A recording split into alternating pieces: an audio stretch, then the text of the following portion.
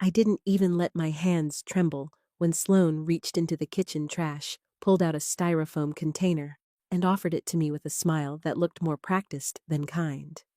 "There's still some of that takeout from Tuesday," she said, waving it lightly. "Probably fine if you heat it up." She turned back to the sink, rinsing wine glasses, as if she hadn't just offered me food that had been sitting under lemon peels and coffee grounds. I stared at the container in her hand, the greasy bottom cold against my fingers when I finally took it. I even thanked her.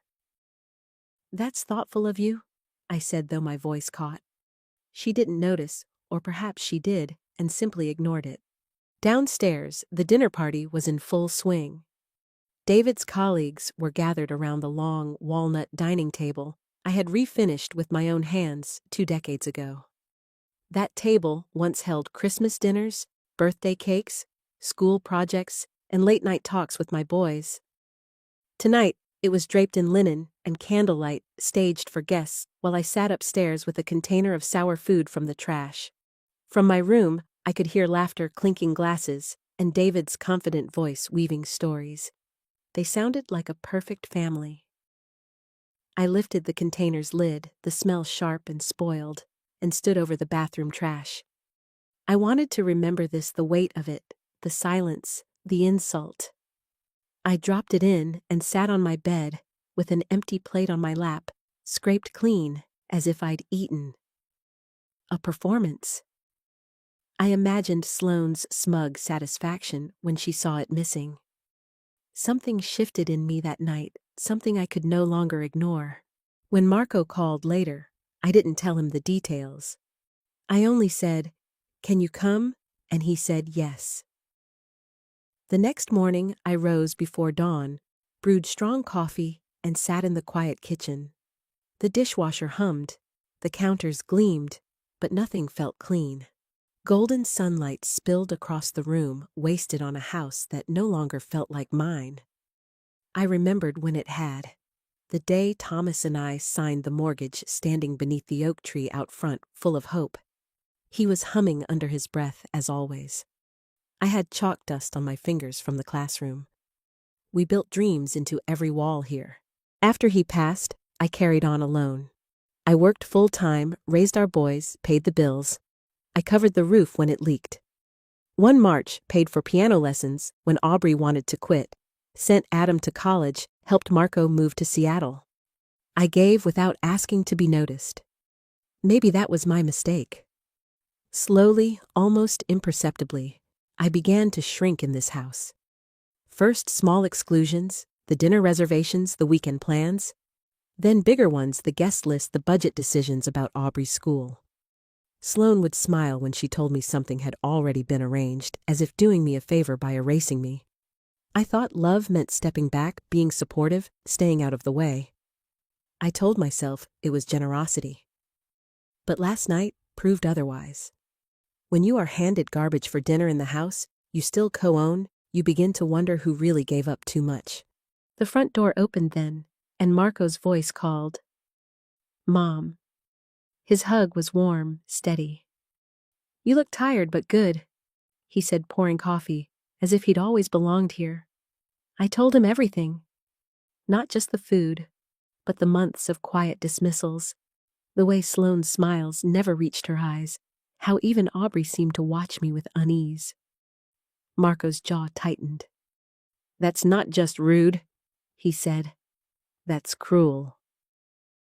Before I could answer, Denise arrived brisk and uninvited. She took one look at me, then at Marco. "Are you going to tell him the full version, or do I have to?" she asked. When I stayed quiet, she did. "This isn't okay. It's about time you stopped pretending it is." Her words landed. For the first time in weeks, I felt less like I was slipping. Later, when they left, I went upstairs and pulled out the old file box from my closet. It was heavier than I remembered, filled with years of bank statements, tax bills, receipts, invoices, my quiet ledger of all I had paid. The mortgage had come out of my account for 12 years after Thomas passed. I'd covered repairs, utilities, Aubrey's camps, the down payment on Sloane's car. I never mentioned it. I never asked for thanks. But looking at the numbers now, I saw clearly. This wasn't generosity, it was enablement. They thought I stayed out of need, that I was lucky to be tolerated. They didn't know I could leave tomorrow, sell this house, and buy something smaller near the ocean. I wasn't stuck. I had simply forgotten I had options. I gathered the papers into a folder and labeled it boldly, contributions. Downstairs, Sloane's heels clicked across the floor. David's voice filled the air, and the house moved on as if nothing had happened. But for me, everything had changed. That evening, after Aubrey finished her piano practice and Marco returned from the store, I called everyone into the dining room. David looked up from his emails, Sloane from polishing silver, Aubrey from the hallway where she lingered with curiosity. I didn't shout, didn't plead, didn't explain. I simply said, I need everyone at the table. Something in my tone made them obey. We sat around the same walnut table where I had once cut birthday cakes and graded school projects. Now, I set the manila folder in the center and opened it, laying down pages like cards in a game no one wanted to play. This, I began calmly, is what I've paid over the last 12 years. Mortgage statements, property taxes, repairs, piano lessons, groceries, even Sloane's car all laid out. David's eyes widened as he flipped through the sheets. Mom, I didn't know. You didn't ask, I said evenly. Because you assumed I had nothing left to give, or that I was simply lucky to live here. Sloane's arms crossed tightly. You chose to help. No one forced you. No one forced me, I agreed. But no one thanked me either. And lately, I'm not even included. The silence that followed was heavier than any accusation. I continued, my voice low. I'm not here to make you feel guilty. I'm here because yesterday I was offered garbage for dinner. And I'm not just talking about food. Aubrey's eyes flickered wide, her gaze shifting between her mother and me. Finally, I slid out the deed to the house and placed it on the table. This is still in my name, I said. Sloane's expression faltered. I'm not threatening anyone, but I need clarity. I've stayed quiet for years, believing love was enough, that my presence was welcome. But if I am to live here, I must be respected. Marco leaned forward. What do you need from us, Mom? I placed my palms flat against the table. Change. Real change. Starting now. Before David could speak, Aubrey whispered, Does this mean we've been treating Grandma like she doesn't matter? Her words pierced sharper than mine. Sloane looked stunned, as if hearing her daughter in a language she'd never noticed before. Sloane stood abruptly. I need a minute. She disappeared into the kitchen, the clatter of glass echoing like her anger against the marble counter. I gave her space. I had already waited years. A few more minutes would not break me. When she returned, her posture had shifted. Her arms hung loose, hair falling at one temple. She didn't sit right away. Her voice was thin but steady. I owe you an apology. Not just for last night. That was cruel. I knew it, and did it anyway. David blinked, confused. Why? Sloane didn't look at him. She looked at me. Because I was angry. Because no matter what I did, you were always the one they trusted. The one Aubrey ran to. You never had to try to be loved, and I resented that. Her eyes brimmed, but she didn't wipe them. I tried to make you small, because standing next to you made me feel smaller. I felt like a guest in my own family, and you were part of the foundation. The room was hushed. David stared at the table. Marco stiffened. Aubrey clung to every word. I met Sloane's gaze. You thought I was trying to take your place, but I wasn't. I just never stopped being part of the family. Sloane sank into her chair as if her body finally gave in. I don't know how to fix this, she whispered. Then don't try to fix it, I said gently. Let's try to start again. From the other end, Aubrey's small hand slipped into mine. I squeezed it once, silently. For the first time in years, I didn't feel invisible. The following morning, the rhythm of the house was different. Not transformed, not healed, but changed. Sloane set an extra cup beside the coffee pot. She didn't say it was for me, but she didn't need to.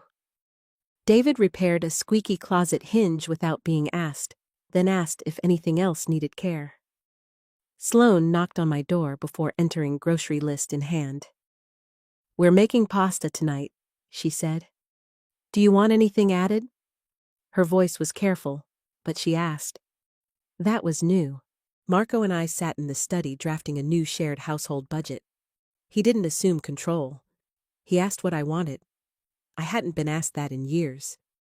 Even Aubrey lingered in the kitchen after school chattering about history projects and what makes a family feel safe. I listened, letting her lead. These weren't grand gestures. No sweeping apologies or dramatic reconciliations. Just small shifts that spoke louder than promises. I still kept the manila folder in my drawer, proof tucked away like a safety net. Trust doesn't rebuild in a day. But for the first time in months, I looked around and didn't feel like a tenant in my own life. One night, Sloane handed me a dish towel as we stood shoulder to shoulder drying plates. Her voice was quiet. "I was thinking of planning something small for Aubrey's birthday. Would you want to help?" I nodded. "I'd like that." It wasn't perfect, but it was a beginning. A week later, after Sunday supper, I asked everyone to remain at the table a little longer. Marco raised a brow. David reached for his glass of water, and Sloane glanced toward the hallway, where Aubrey had already disappeared with a book. I went to the cabinet and returned with a small gray box. "This won't take long," I said, placing it gently on the table. "But it matters." Inside were 2 envelopes. I laid them side by side, my handwriting clear on each will. Active and will alternate. "I want to be transparent," I began. "One day, everything I have will go somewhere: this house, my savings, the insurance. How you treat one another and me determines which of these envelopes becomes real." David's eyes darkened with alarm. "Mom, we're not here for your money." I know, I replied, my tone firm but calm. "But you are here because of what I built. And what I leave behind must reflect not just what I gave, but what I lived among." I opened the first envelope. "This version leaves the house to David with the condition that Aubrey always has a home here if she needs it. Marco and Aubrey both receive a portion of my savings, and Sloane is included in my life insurance." Sloane's breath caught. She hadn't expected that. "This version assumes that we've rebuilt, that respect and care are no longer optional." Then I slid open the second envelope. "This version sells the house. The proceeds go into a trust for Aubrey's education and future. Marco and David receive smaller gifts. Sloane receives nothing." Silence swelled thick and unbroken. Aubrey's absence felt like a mercy. This was not a moment for a child. I folded my hands. I haven't signed either version. Because what I leave behind should reflect not only what I gave, but how we chose to live together. Sloane's jaw clenched, but her eyes did not leave mine. Marco broke the silence, his voice steady. "So we keep building." I nodded. "Yes, because yesterday I was nearly erased, and I refuse to let this family become one where love is confused with convenience." The conversation ended quietly, but the message had settled like stone. No one argued further. The gray box returned to its shelf, but its weight remained with all of us. That Saturday, Marco rolled a brand new fire pit into the backyard. David brought out folding chairs from the garage, and Sloane arranged blankets with surprising care, tucking one over the back of mine without a word. Aubrey carried trays of marshmallows and chocolate, her laughter ringing brighter than the crackle of the flames. We sat together in the circle, at first tentative, then easier as stories unfolded. David recounted Marco's misadventures on a college road trip. Sloane teased Aubrey about tantrums she once threw over vegetables. I even shared one of Thomas's old jokes, the kind that made no sense but always earned a laugh because of his delivery. For the first time in years, laughter wrapped us in warmth rather than division. The flames glowed low when Marco passed me a perfectly toasted marshmallow without asking if I wanted one. He simply knew. Aubrey leaned against her father's arm, eyes turned skyward to the stars. Sloane pulled her blanket closer, meeting my gaze across the fire. She did not look away. The quiet between us was no longer hostile, it was recognition. As embers dimmed, David began gathering wrappers and plates. Sloane carried out mugs of tea. Aubrey lingered beside me, her hand resting lightly on my knee, the same way she had when she was small. "This is what it should have always been," she said softly. "Yes," I whispered, "this is home." Thanksgiving came weeks later, the dining room alive, with every chair filled, every plate abundant. The smell of roasted garlic and rosemary clung to the air like memory. I was not in the kitchen serving out of obligation. I was seated at the table at the center present. When the meal slowed, Aubrey stood with her glass of cider. Her cheeks flushed with more than warmth. "I want to give a toast," she said, her voice clear. "To second chances, and to my grandma for teaching us that love isn't just what you feel. It's what you protect." David's eyes shimmered. Marco smiled. Sloane reached under the table and touched my hand. I returned the gesture with a small nod. We were not perfect, but we were trying, and the trying mattered. Later that night, after dishes were stacked and the house had quieted, I sat by the fireplace, watching flames fade low. My mind drifted back to where we had started the night I had been offered trash for dinner, and how far we had come since then. I whispered to the quiet room to myself as much as anyone I used to be invisible. Now, I am indispensable. The days that followed Thanksgiving carried a different rhythm. Nothing sudden or dramatic, but a quiet shift that wove itself into the fabric of our lives. Sloane began to knock before entering my room. David asked my opinion on repairs around the house, instead of deciding alone. Marco checked in with me regularly, not out of duty, but out of genuine care. And Aubrey, sweet Aubrey, spent more time in the kitchen with me than ever before, leaning on the counter, talking about school projects, or the friends she wasn't sure she trusted. I let her talk. I let her pauses breathe. She was beginning to see that I was more than just her grandmother. I was a keeper of her history, and now finally part of her present. One evening, Sloane surprised me. She stood in the doorway holding a folded grocery list and a pencil. Her voice was careful, but not defensive. "We're planning dinner tomorrow. Do you want anything added?" It was a small question, yet one I had longed for. I asked for seeded bread from the bakery down the street. She nodded, wrote it down, and didn't argue. It struck me that real change often begins with small acts. Marco helped me revise the household budget this time, a shared document visible to everyone. No longer hidden in my drawer, no longer a secret ledger of my contributions. He sat beside me, laptop open, asking questions instead of dictating solutions. For the first time, I felt like a partner rather than an afterthought. Evenings grew gentler. Aubrey often sat at the piano, her hesitant notes floating down the hall. Sometimes Sloane would stand nearby, listening quietly, while I prepared vegetables at the counter. The silence between us had softened. It wasn't yet friendship, but it was no longer war. Weeks later, Sloane approached me in the kitchen. Her hands were busy folding dish towels, her eyes fixed on the fabric. "I've been thinking of planning something small for Aubrey's birthday. Would you help?"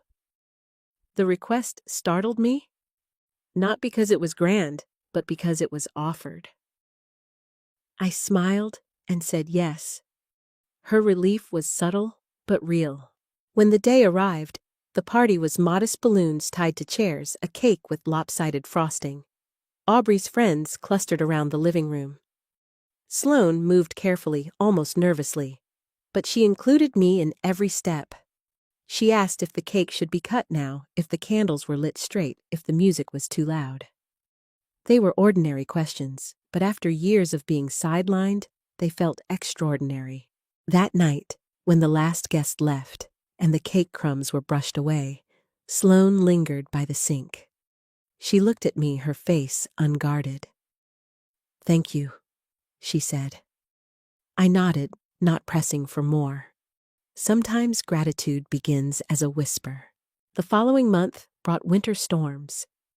The roof groaned under heavy rain, the wind rattled the windows. In the past, I would have quietly called the repairman and covered the expense without a word. But this time, David came to me.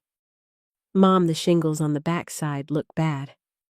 Should we call someone together?" It was such a simple phrase, together, but it told me he was starting to see me again. One Saturday, we all gathered for a family dinner. Nothing formal, just roast chicken and potatoes. Afterward, as plates were stacked and tea poured, I asked them to stay a little longer at the table. Marco gave me a questioning look, but I only smiled. I didn't bring out the gray box this time. I didn't need to. Instead, I spoke softly. "This house has carried us through much joy, sorrow, and change. But what it holds most is memory. And memory can be heavy, or it can be shared. I've realized something: what I leave behind is less important than how we live while I'm still here. And lately, I've begun to feel like I belong again. That matters more than any will." Sloane's eyes welled, but she didn't look away. David nodded. Marco reached for my hand, and Aubrey leaned her head against my shoulder. In that moment, I felt the walls of the house exhale, as if even they understood the shift. The fire pit gatherings became a tradition. Saturday nights with blankets draped over shoulders, marshmallows melting into sticky sweetness, and stories that flowed more easily each time. Sloane laughed more freely. David's voice grew gentler. Aubrey flourished in the circle of warmth. I found myself speaking of Thomas, often telling the silly jokes he used to tell, letting his memory be part of the present instead of locked away. One night, as embers glowed low and the stars stretched above, Aubrey whispered, "Grandma, this feels like home again." I looked at her then, at the faces illuminated by firelight, imperfect, flawed, but trying. And I knew she was right. By the time spring returned, the house no longer felt like a place I drifted through unseen. It felt like a living, breathing home again. Small gestures had blossomed into steady patterns. Sloane knocking before entering, David asking my advice, Marco inviting me into his plans, Aubrey seeking me out for guidance. Trust was not restored overnight, but brick by brick, piece by piece, it was being rebuilt. On a quiet Sunday afternoon, I sat at the dining table polishing silverware, while Sloane chopped vegetables beside me. It was an ordinary scene, one I might once have taken for granted, but it struck me now as extraordinary in its simplicity. She glanced up, catching my eye. "I was thinking we should make this table more of a family space again," she said. "Not just for guests, for us." The words lingered, tender and awkward, but sincere. I nodded, the corners of my mouth lifting. "I'd like that." Later that evening, Marco arrived with groceries, carrying them straight into the kitchen, as if he had never left home. David followed him, setting down wine glasses with a smile. Aubrey came in humming, sliding her backpack onto a chair. The kitchen was noisy, with overlapping voices, clattering dishes, and the warm chaos of people moving together. It was the kind of sound that once defined this house, and that I had feared was gone forever. When dinner was finished, Sloane surprised me by placing her hand over mine as we cleared plates. "I don't know if I'll ever stop feeling insecure about you," she admitted quietly. "But I don't want that to keep me from trying anymore." I squeezed her hand gently. "That's all I ask." We don't have to erase the past. We just have to choose something better now. For the first time, I saw relief in her face rather than resistance.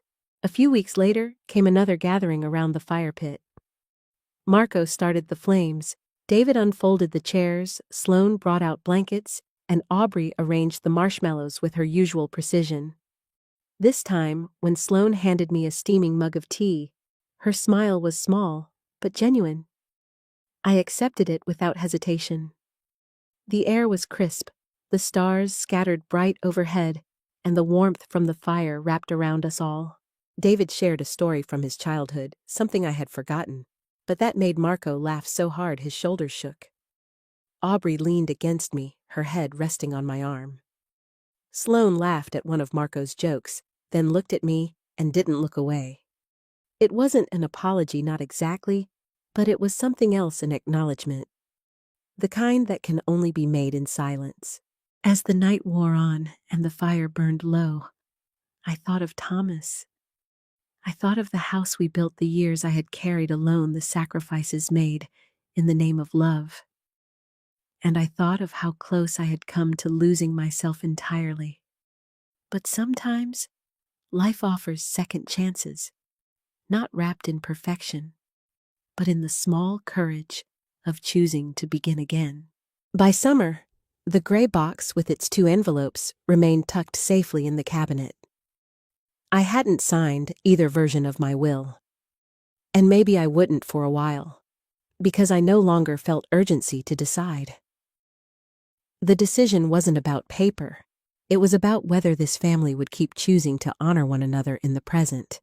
And for the first time, in a long time, I believed we might. Thanksgiving had marked the shift.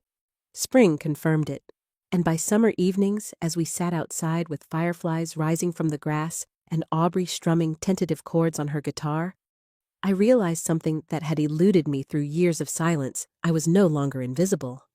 I had claimed my voice, my place, and in doing so, I reminded this family what home was meant to be. Life rarely offers clean resolutions. There are always old wounds, unspoken fears, insecurities that resurface. Sloane and I still stumbled at times, our words colliding, our patience tested. David still drifted into long stretches of distraction.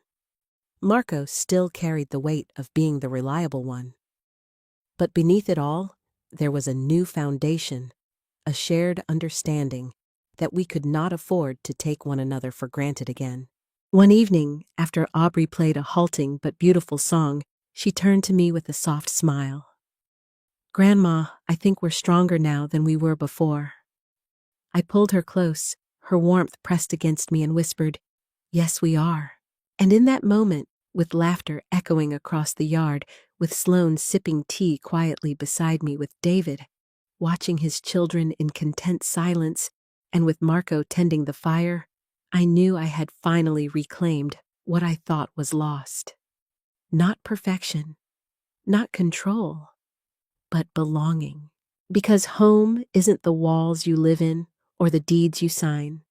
Home is the place where your love is not questioned, your presence is not erased, and your voice is not silenced. It is where you are seen, heard, and valued not as a guest, but as part of the foundation itself. So I sat back, let the firelight wash over me, and thought of the long road it took to get here. I used to believe I was invisible. Now I know I am indispensable. If this story touched you, please take a moment to like, share, and subscribe. Leave a comment below. I'd love to hear your thoughts on what family means